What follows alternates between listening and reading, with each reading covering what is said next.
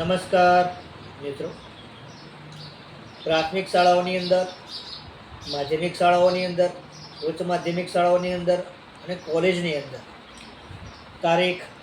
17/10/2025ને વાર શુક્રવારના રોજથી જાહેર રજાઓ આપવામાં આવી હતી। 21 દિવસનું દિવાળી વેકેશન જાહેર કરવામાં આવ્યું હતું। ધારો કે 17/10થી 5/11/2025ને વાર બુધવાર સુધી જાહેર રજા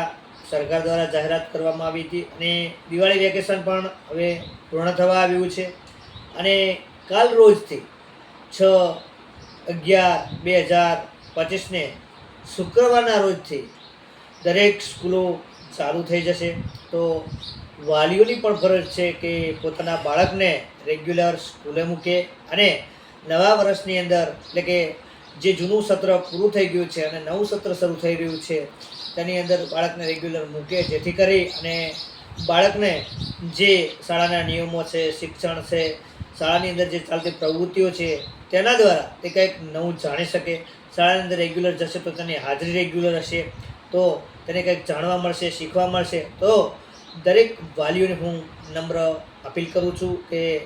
કાલ રોજથી દરેક બાળકને રેગ્યુલર ભણવા મૂકે અને બાળકને કેટલા વાગે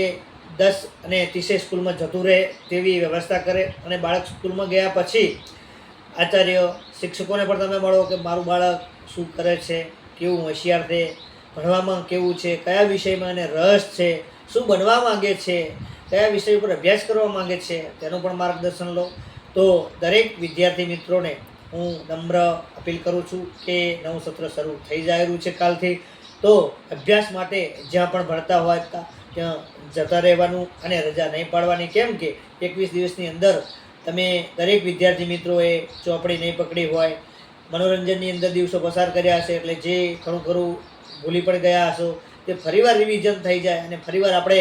ઘણા 8, 9, 10ની અંદર હશે, 11, 12ની અંદર હશે, 1 થી 7ની અંદર હશે, એમાં જેમાં 10 અને 12ને બોર્ડ આવી રહ્યું છે તો બોર્ડની તૈયારીમાં લાગી જજો। જેમ કે હવે જે રમવાના દિવસો હતા, આપણા દિવાળી પ્રસંગ હતા તે પૂરા થઈ ગયા છે, પાછા આપણે હતા અને ત્યાં શિક્ષણ સ્તરની અંદર આવી જશું અને બોર્ડની અંદર સારા માર્ક આવે અને શિક્ષણની અંદર સારું રિઝલ્ટ આવે અને બીજા સત્રની અંદર બહુ સરસ પરિણામ આવે તેની શુભેચ્છાઓ સાથે ખૂબ ખૂબ